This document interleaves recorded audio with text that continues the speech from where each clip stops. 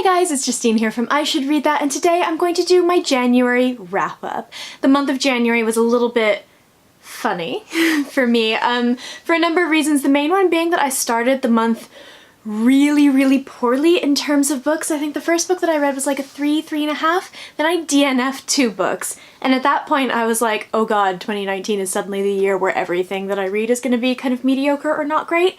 And then I really turned it around. I read some amazing books, some of my favorite books of the year, and it's just been a little bit weird. I didn't read as much as I had wanted to for a number of reasons, most of them relating to the wedding coming up in February, but I did manage to get through 7 books, which is pretty good. I tend to average about 10 books a month, so it's a little bit lower than usual, but I can't really complain. I'm going to mention this in my January book haul as well, but I actually in December was so excited to like get this whole like new camera thing set up that when I went to film my December wrap-up and my December haul and everything, I completely forgot a few books. There's gonna be some books that I hauled in December in my January book haul, and I have one book to talk about in this wrap-up that I read in December and like stupidly just completely forgot about, which is ridiculous because it was one of my favorite books. So to get it out of the way, the very first book that I'm going to talk about is that last book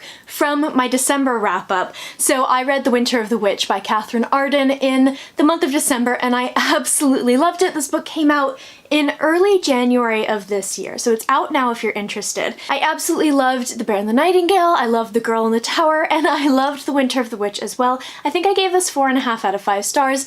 It continues on in the same way that the rest of the series does. I feel like I can't give a synopsis of this book because it is the last book in this trilogy, but if you don't know, this series follows a girl named Vazia who lives in medieval Russia, and it's a kind of combination between historical fiction and fantasy. The first book is very sort of fantasy based, the second book is very historical fiction based, and this third one combines the two really well. So I love this series. If you haven't picked it up, you should absolutely give it a try, regardless of whether you like adult books, young adult books, if you like history, if you like fantasy. I feel like this particular series has a lot of sort of crossover appeal. Right, so I am actually going to get started with the books that I DNF'd this month.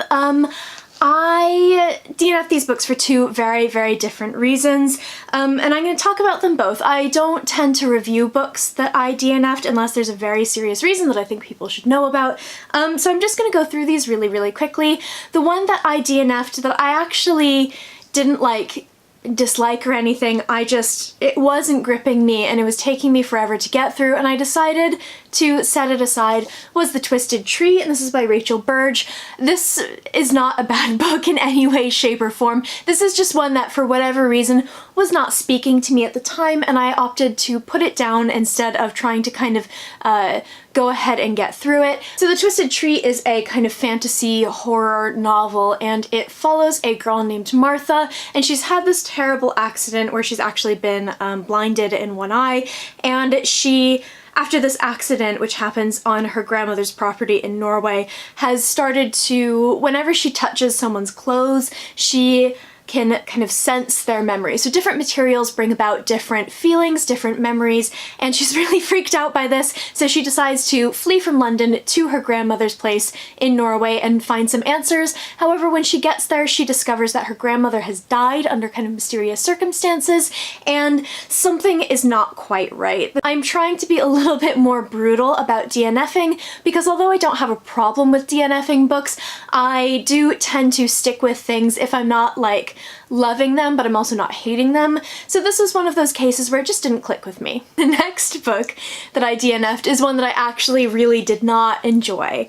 And I think I got over 100 pages, and I was not gripped.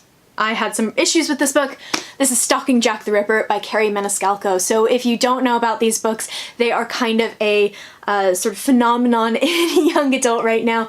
It's Stalking Jack the Ripper, and then I think it's Hunting Prince Dracula, then Escaping from Houdini, and then there's a 4th one that I think she's currently writing. And a lot of people really love these books. I wanted to give it a chance because I knew I would either love this or hate it, and unfortunately it turned out to be the latter. I can see why it is really appealing and really popular, but this did not work for me. Stalking Jack the Ripper follows a girl named Audrey Rose, and she is a young woman. She's a kind of an aristocrat living in London around the time that Jack the Ripper is stalking the city and beginning to murder these women, and she is really interested in forensics and forensic science, and her uncle has kind of taken her on as a sort of secret apprentice, so she's learning how to dissect bodies and sort of investigate crime, and the Jack the Ripper crimes begin to happen, so she's obviously going to try to stalk Jack the Ripper. I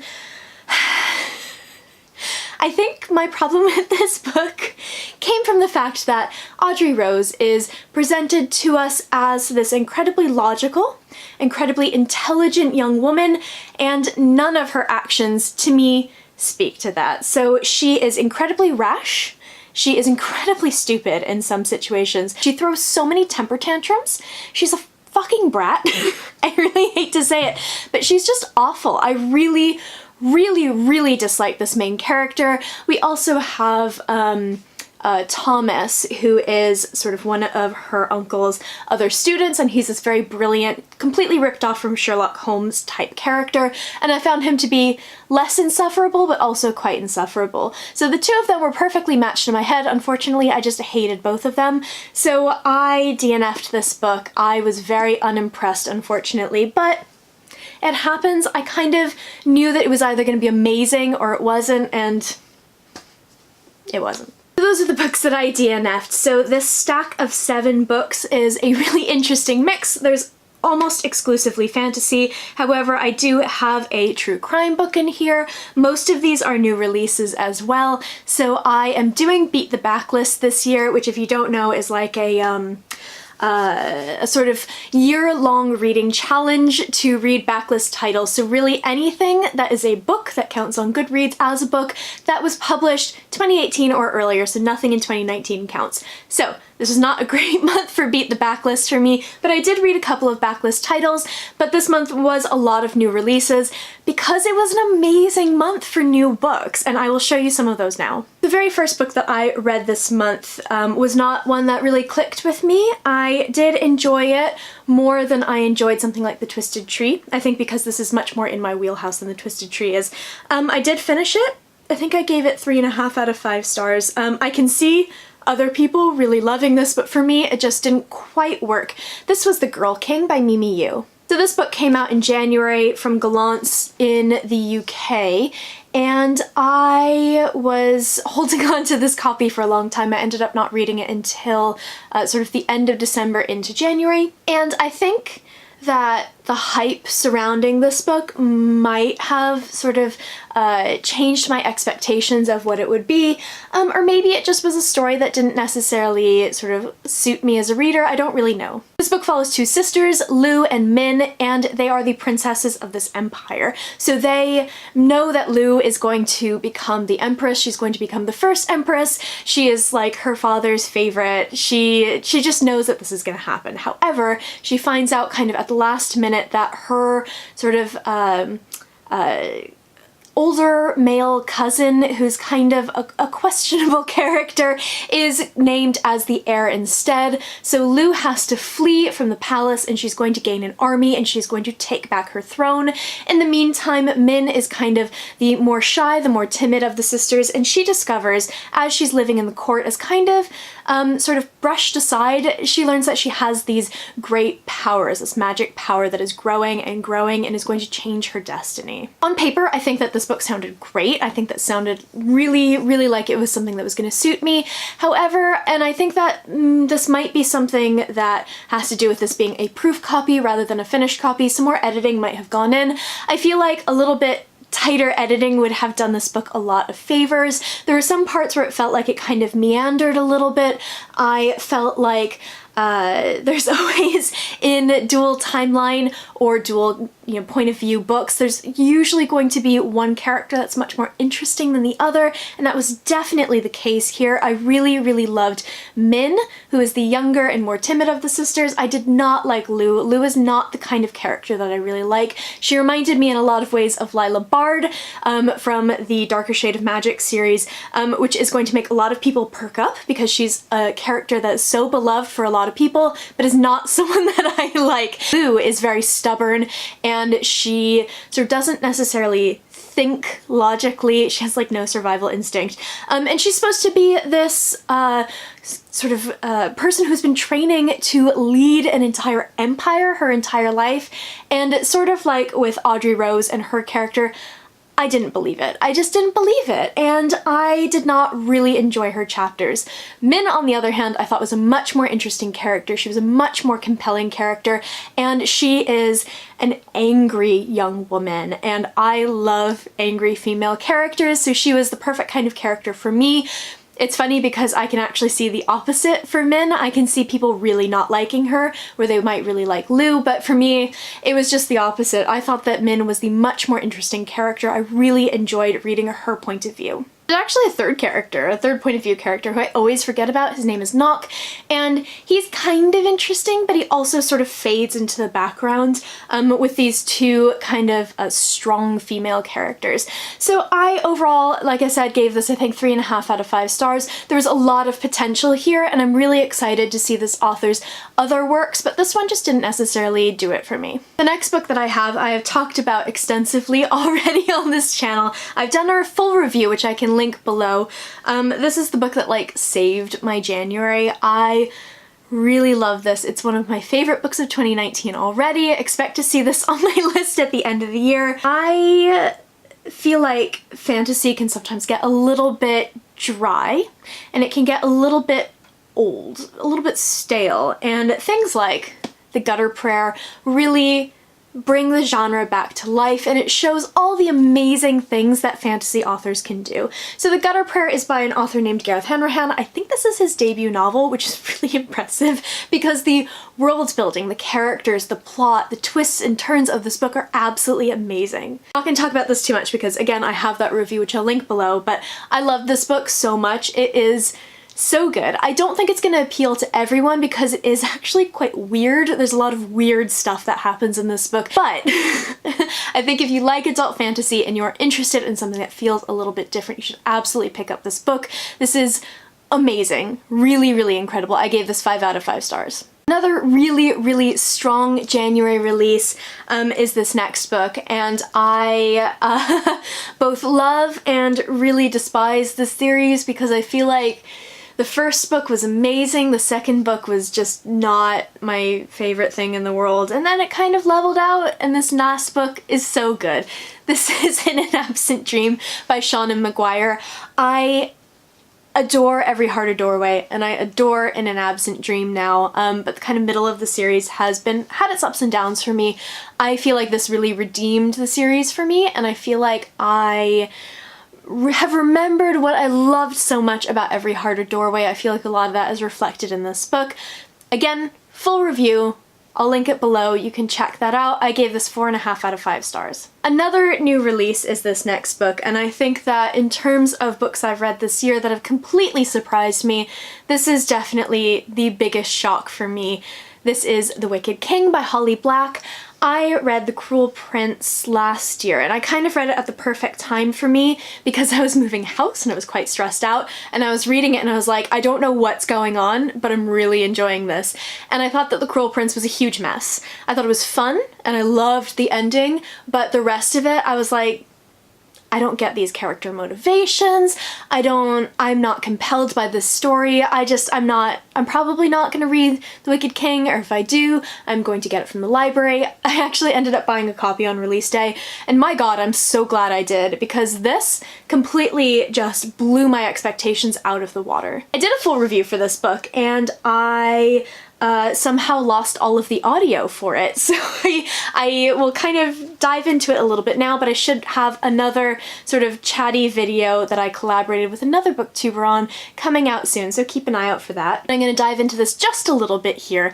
The Wicked King continues on the story of The Cruel Prince. It takes place about 5 months later, and I'm not going to say much else because of spoilers, but the series basically follows a character named Jude Duarte, and she is a mortal girl who is is living in Fae, amongst the fairies, amongst immortal people. She desperately wants to be accepted by the people of Fae, but she's mortal, so she's looked down upon them. However, she is sort of this incredibly, wonderfully ambitious character, and she gets tangled up in court politics. I felt like where the first book didn't really have Jude's character and motivation sorted out, that was really fixed. In this book, I got Jude so much more in this. She's a fucking horrible person. I'd hate to know her in real life, but my god, that girl is ambitious, and I adored reading about her.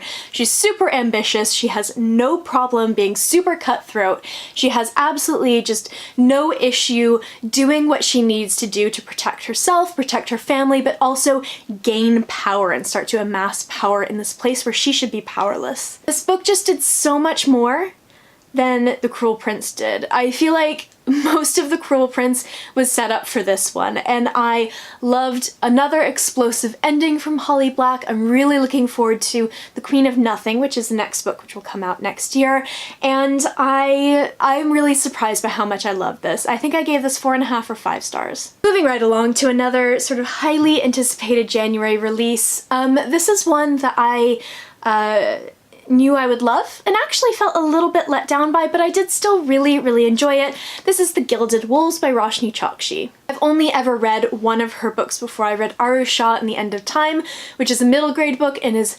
fantastic. It is so good and it is so funny, and I really, really highly recommend it, especially if you like mythology. But this is her first young adult novel that I have read, and I heard so many great things because there were lots of arcs going out in the US.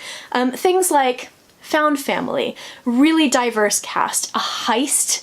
I had really high expectations for this, and everyone is loving this, and while I liked it, I didn't love it as much as I think other people are. So this book is one of those wonderful books that combines historical fiction and fantasy. So it takes place in 1899 Paris, and it follows a sort of ragtag, not too ragtag, gang of basically thieves who go and steal these magical artifacts, and they all have their own motivations, but they end up kind of maybe getting in a little over their heads. So the world building in this book is just wonderful. It's beautiful, especially they live in a hotel called L'Eden, and it is gorgeous, absolutely gorgeous. I love the way that she describes the sort of surroundings in the gardens, because one of these characters has an affinity for plants, and all of that is just so beautifully done. The characters are really great. Again, it's kind of this found family. It's super diverse in terms of ethnicity and race and also sexual diversity, and I really loved reading their interactions.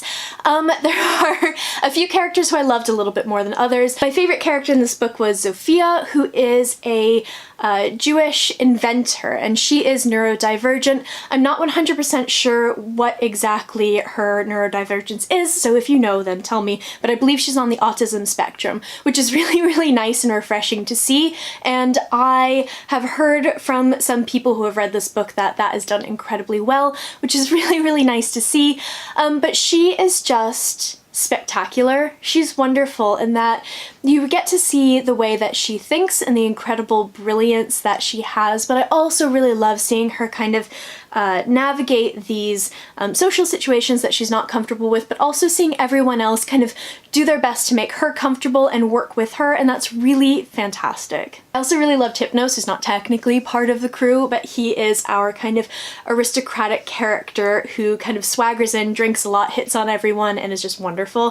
He's the exact kind of character that I really, really love. Why this book kind of didn't work for me is the plot, which is kind of troublesome. So I struggled a little bit with the heists, and I love heist novels. I haven't read a huge number of them, but the ones that I have read have been fantastic. And something that I really like to see in heist novels is very, very clear actions and motivations. You need to see where every single thing that they do fits into what they're trying to achieve, what they're trying to steal, whatever they're trying to do. And I don't think that that was nailed quite as well in this book as I have seen in other books, and I thought that the plot was a little bit weak, actually. When you think about this book, you don't think about the plot, you think about maybe the world building, you think about forging, which is the kind of magic but not magic that's in this book. You think about the setting, you definitely think about the characters, you do not think about the plot.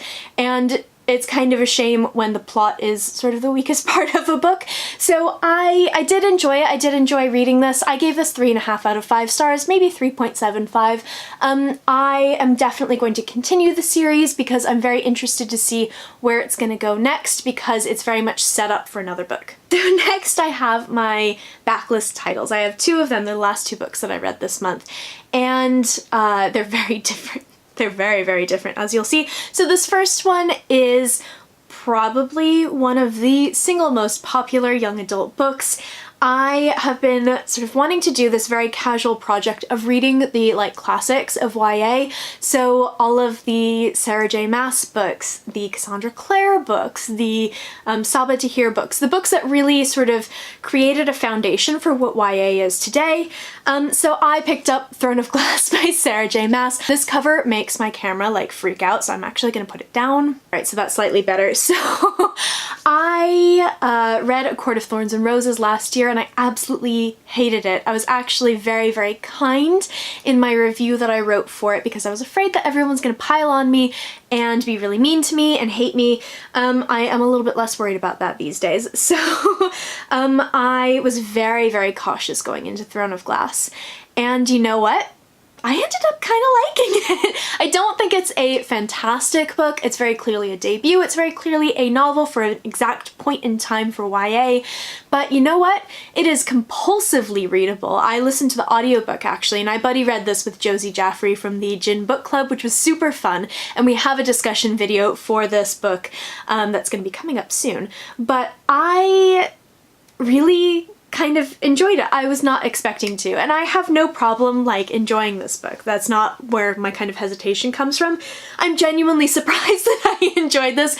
I did not think that I would. So if you are one of the few people on BookTube who has not read Throne of Glass, or like me, just hadn't really been hugely interested for a long time, it follows a young woman named Selena Sardathian, and she is the most famous assassin in her kingdom. She has been captured. She is working out a prison sentence in these horrible, horrible salt mines when the book opens, and she's basically pulled out by the prince of this country to serve as a sort of competitor in this crazy competition that the king is throwing to choose his next champion. Now, Selena does not like the king very much, and I suspect that a lot of that has to do with him throwing her into a salt mine with the expectation of her working herself to death, but she is going to take on this challenge anyway, because if she wins, then she will earn her freedom after 4 years of serving the king. So this book is kind of funny in that it is almost like 2 different books stitched together in a funny way. So you have this competition, which is very kind of Hunger Games. All of these assassins and murderers and thieves and ex-soldiers are coming together to basically fight to the death to become this one champion. And then you have this kind of magic subplot, which I suspect sets up the rest of the series. They didn't mesh too well for me. I was much more interested in what was happening in this competition than I was with all the kind of magic and the word marks and whatever. I thought this book was fun. It was quite fun, and I don't think it was a strong book. I don't think it was a strongly written book. The characters are super, super flat. Selena is sitting here being like, I could totally kick this guard's ass. All I have to do is take his sword, but I'm not gonna do it. And I'm like, oh yeah, sure you can. We never see her actually do anything until the very, very end, and that's that. I really didn't like Selena, and I really didn't like Prince Dorian. I thought they were super flat and boring, but I did like Kale, who is the kind of captain of the guard, super grumpy, which is great. And I really liked her friend Nehemia, who was this sort of not quite captive princess who's sort of living in this palace. She is a princess of a foreign land and her people are being oppressed by the king. And I thought the 2 of them were much, much more interesting than our main characters, but that's okay, that's fine. I ended up giving this 3.5 out of 5 stars actually. I thought it was super fun. This flat was super, super clean when I was listening to the audiobook because I just didn't want to put it down. I worked through it really, really quickly. I'm definitely going to be reading the next one, which I think is Crown of Midnight. Josie and I are going to read that together, so we'll do another one of our sort of discussion videos. But yeah, no, it was fun. I hesitate because I'm surprised that I liked it. The last book that I have here is my non-fiction book, and I'm really glad that I read this or listened to it because I listened to the audiobook, but I would not recommend listening to it by yourself at night. This is I'll Be Gone in the Dark by Michelle McNamara. I usually don't do content warnings in these videos unless they're really extreme, and if I do them at the very end. I'm gonna do this now. This is a non-fiction book about a very, very, very frightening rapist and murderer, so if you don't want to hear about any of that stuff, because this is non-fiction, this is real stuff, you can go ahead and skip a bit. So I'm not going to go on my huge spiel about this case, which is one that I've been very, very interested in. I'm a big true crime podcast person, but I don't necessarily read true crime books. This is one of my first ones. So the Golden State Killer, also known as the East Area Rapist, was operating in California, I believe in the 70s and 80s, and was never caught, and he committed over 50 rapes and murdered at least 10 people, and is a really, really frightening man. He was never caught until now, which is very exciting. That's a slight spoiler alert. But Michelle McNamara was a true crime writer, and she was genuinely obsessed with this case. She's the one who gave him the name the Golden State Killer, and she's really responsible for keeping interest in this case alive. And while the police in California were definitely continuing to look into the case, and there were always people working on it, her work really kept the public interested in this case. So I think that she deserves a lot more credit than some of the police officers are giving her, but she actually passed away very, very sadly before this book could be published. Parts of it are pieced together from her notes. So I think it said that she wrote about half of this book before she passed in 2016. So some of her sort of research assistants, as well as her husband, Patton Oswalt, put this book together. What makes me really sad about this is that she did all of this work. And again, I think that she really, really should be thanked for all the work that she did, because he was caught. He was caught in 2018, I believe just a month or two before this book came out. So if you're interested in reading about this, you are going to have to do a little bit of research when you finish the book, because there's nothing about his capture. I won't go into that too much here, but they caught him, which is incredible, absolutely incredible. This book is, again, non-fiction. I would highly recommend the audiobook if you'd like to scare the crap out of yourself, because it genuinely is really upsetting. It's very, very upsetting. They don't go into too much really, really, really graphic detail about these rapes and murders, but there are survivors, and some of them have been able to kind of come forward and talk about their experience. So I think that this is a really fantastic read. It's not necessarily for the faint of heart. I found it quite scary, and I'm usually not scared by books, but I am glad that I read this. I'm really, really glad that I read this. So I gave this 4 out of 5 stars. I would recommend it, but again, there's so many content warnings, and it is quite scary and unsettling. So that is it for my January wrap up. So the month of February is going to be a little bit crazy. Just full disclosure, I'm not really gonna be here. I'm gonna be off getting married, which is wonderful and I'm very excited for, but it does mean that I'm gonna be away for most of February, and I am going to try to get stuff pre-filmed and scheduled in so you won't notice, but I don't know if that's actually gonna happen or not. So if I'm not here much in February, bear with me. In the comments below, let me know what you read in the month of January, if you've read any of these books, if you're really excited to read any of these books, or if you have any recommendations for me. I post bookish content to this channel fairly frequently, so hit subscribe, check back soon, and I will see you next time.